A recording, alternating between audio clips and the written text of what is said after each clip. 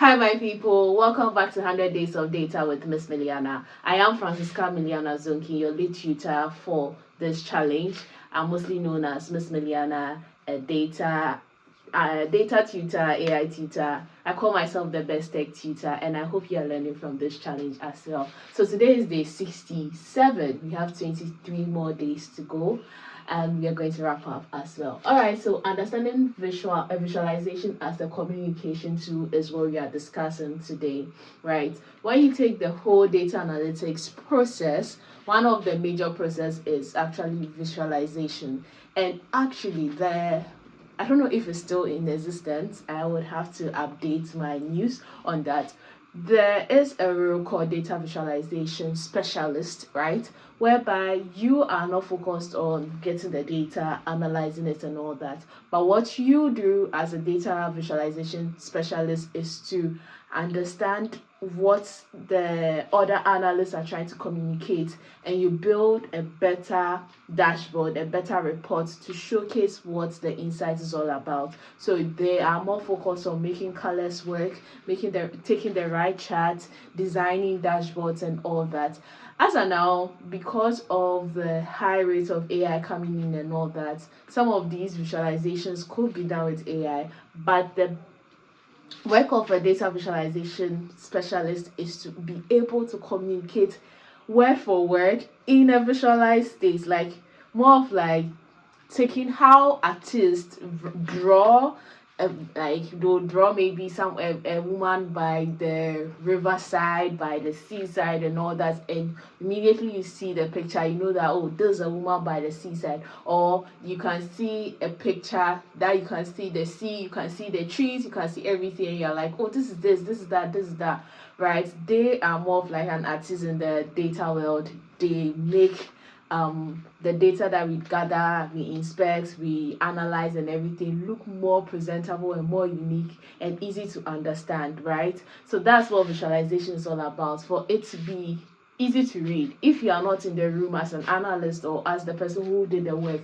another person must see the dashboard and be able to just know that, oh, this is what you're talking about. All right, so when we say visualization, what we mean by that is turning raw numbers and data into visual formats such as charts, graphs, maps, right? So charts to see that, oh, okay, females are actually higher than males in the classroom or in the workplace, or the graph is showing how the sales has been over the past 6 months, or the map is showing which particular region is doing well in the market. So we, as an analyst, you take your data, you analyze it, you find out, oh, this was happening. At the end of the day, you are still using, it will be in numbers or in words, so you have to move this into something that everybody will just see and understand. So that is where the charts, graphs, and maps comes in. So that's what visualization is all about. So visualization is more of like communicating the findings you find in a more easy way, right? Note that not everybody likes numbers. So when they see the colors and they see the charts and they see the patterns, it's easy to find out that, oh, this high, this low. But someone, I don't know, but someone can see 45 and see 54 and be confused which one is high. There is, like, you will have to take a time to rather remember that, oh, 45 comes before 55, right?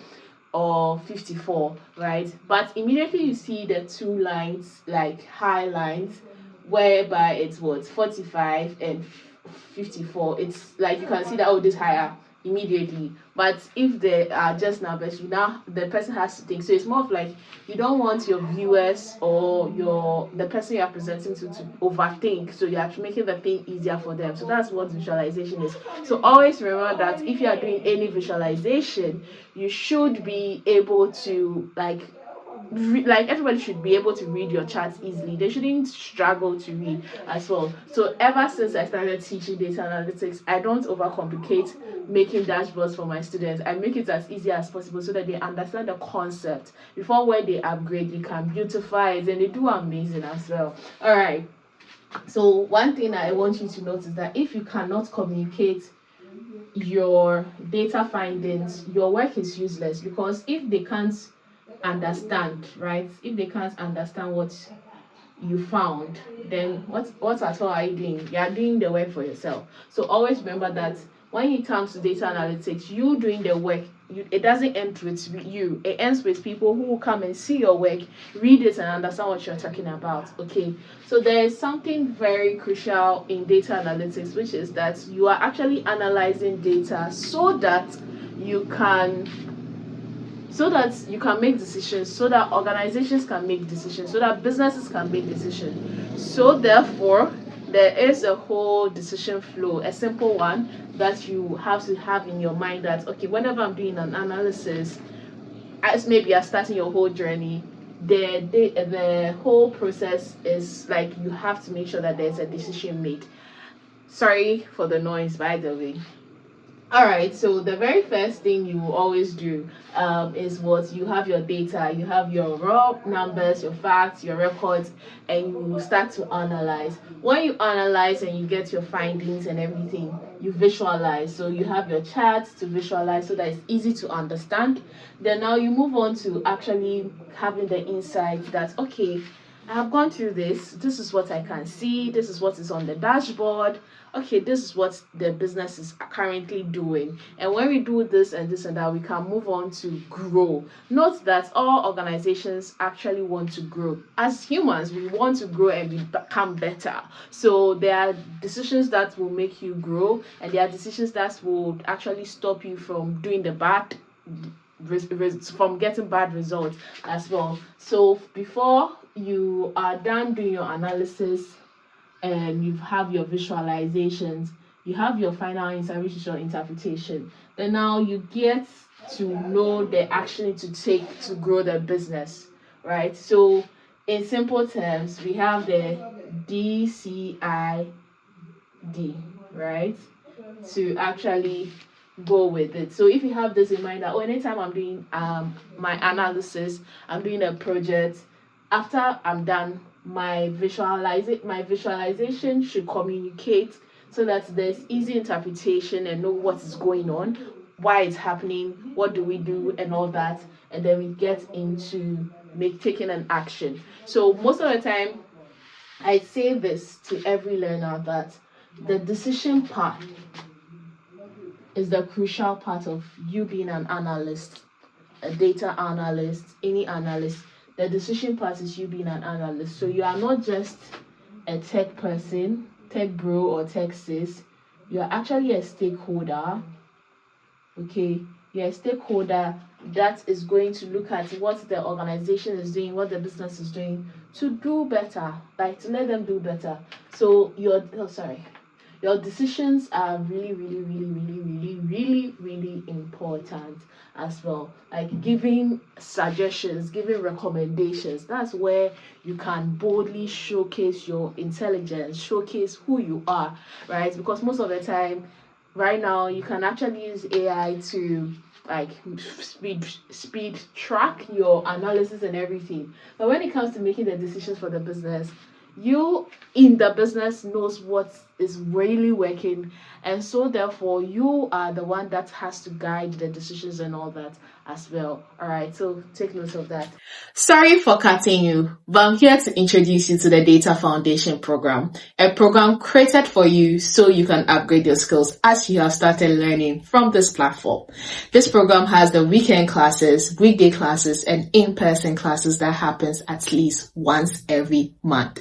You get to have us live to ask your questions, we answer your questions, and help you build the right project for your portfolio, help you build your portfolio from scratch on GitHub, and also help you build your personal brand on LinkedIn. Yes, so you can get the right opportunities and the right jobs as well. You build your personal brand and build as we go. So it's a full mentorship class. We get to teach you all the Excel tools, build your project, and also build your personal brand. For more information, use the link in the description to get to know more about the Data Foundation program, and also find a way to join our free classes if you are in Accra, so you can also meet us in person and we get to bond better. All right, so let's get back to the video.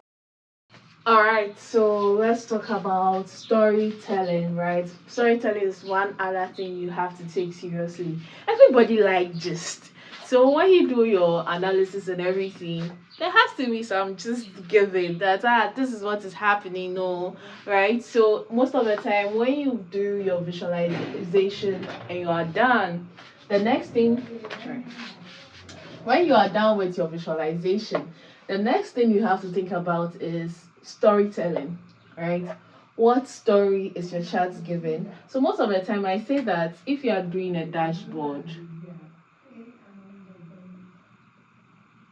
have at least 1 to 2 storyline. So for example, let's talk about sales revenue and business profits. All right.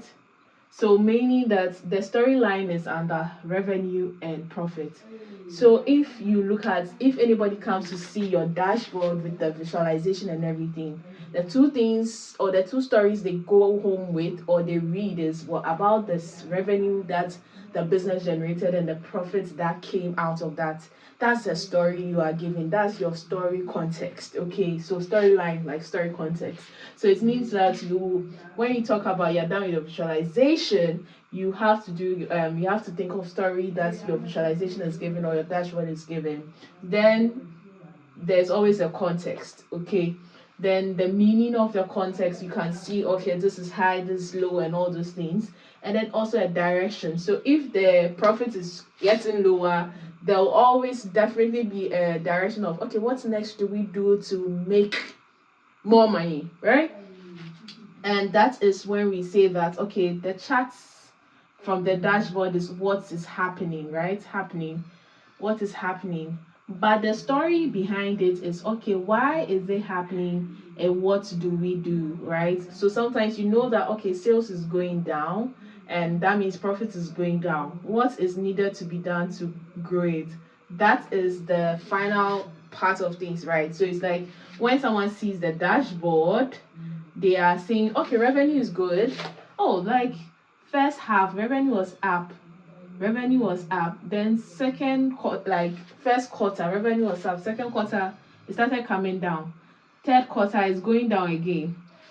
Immediately you're seeing revenue is going down, profit is going down, what do we need to do? So it's like you've given a whole story and now they're like you've awakening something in them. That's what should we do? So if you're watching a movie, right, sometimes there's so much suspense that you want to continue to find out what's happening, like so you want to, like, I watch series a lot. So when you're watching series, it's like, especially Helen Coleman's series, like you want to move on to the next episode immediately, even though you are satisfied with the first episode. You want to move on to the next episode. So that's like you are also telling a story that, okay, this was happening. No, we have to move, right? So always remember that as a data analyst, all that you are doing as an analyst, you are actually talking to someone.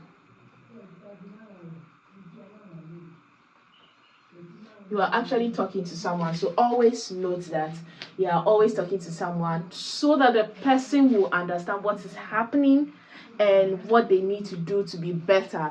Always remember, it's all about growth as well.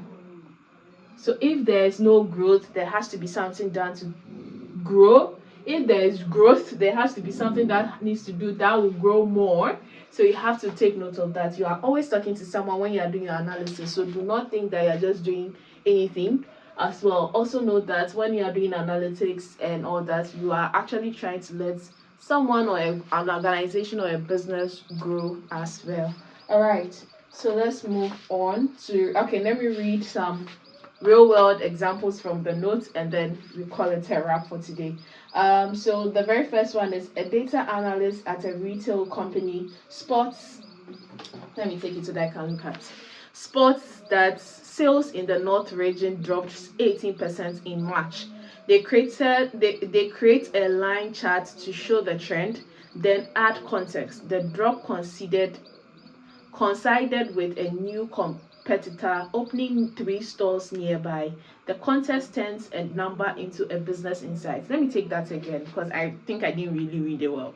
A data analyst at a retail company spots that sales in the North region dropped 18% in March.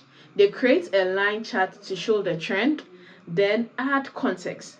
The drop coincided with a new competitor opening 3 stores nearby. That context turned a number into a business insight. So it's like you've shown the chart, right? But you've added a little thing to show that, oh, this is why it's dropping, right? So you've shown what is happening and the why. Note that. So that's data storytelling. Another example is a business analyst presents quarterly revenue data to senior management. Instead of dumping a table of figures, they use a bar chart to show growth, highlight the top performing region, and point to where investment should be directed next quarter. So you realize that they are what's giving the whole context and what's to be done next, right? The next one is a hospital uses patients' data visualization to track readmission rates. Without storytelling, the dashboard is just numbers. With storytelling, the insights become patients over 65 with no follow-up appointments are 3 times more likely to be readmitted. Sorry. Oh my God, I'm giving up myself right now. We need a full. We need a full. Sorry, we need a full. Let me read that again. All right. A hospital uses patients' data visualization to track readmission rates. Without storytelling, the admission. A hospital uses patients' data visualization to track readmission rates. Without storytelling, the dashboard is just numbers. With storytelling, the insight becomes patients over 65 with no follow-up appointments are 3 times more likely to be readmitted. We need a follow-up call protocol. All right. So sometimes when it comes to creating a dashboard and a report, right? I think we've mentioned what dashboard and report is in previous videos. You sometimes will just do a chart and all those things, but sometimes let me give an example.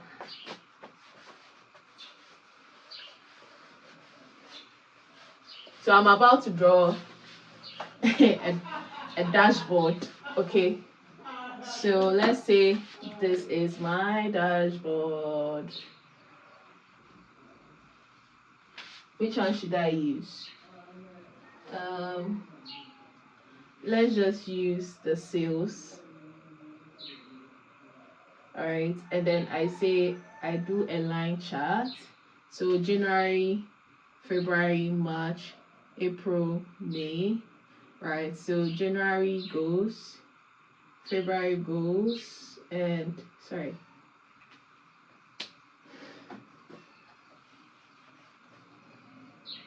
February is going, and March it drops. Then all right, so March is down here, right, by 8%. So when you do maybe a small box up here saying that we have 3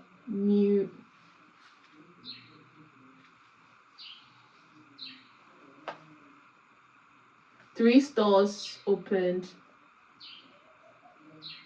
nearby, causing nearby. So that's what's caused the drop in March. So let's just say 3 stores nearby in March. So when someone sees the dashboard, they see that January we're doing well, February went up, March we are down, and now we are trying to climb up. What's happening? So and we find and you see this, you will know that new stores have been open in March, so that's why it dropped. So automatically you don't really need to talk, but when they read it, they understand. You get. All right, so that brings us to the end of today's video. I'm going to see you on day 68. Bye for now.